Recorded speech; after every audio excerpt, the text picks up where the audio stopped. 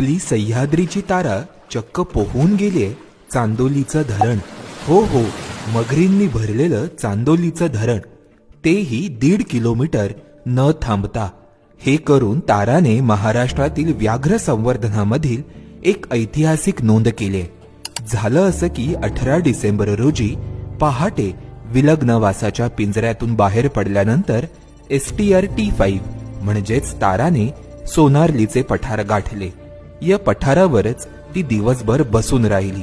त्यानंतर 19 डिसेंबर रोजी ती पठारावरून खाली उतरली आणि चांदोली धरणाच्या बॅकवॉटरच्या दिशेने चालू लागली.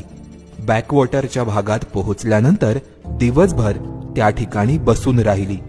यावेळी ती धरणाच्या पलीकडे दिसणारा भाग निरखून पाहत होती. धरणाच्या पलीकडे जमीन असल्याचा अंदाज तिला आला असावा.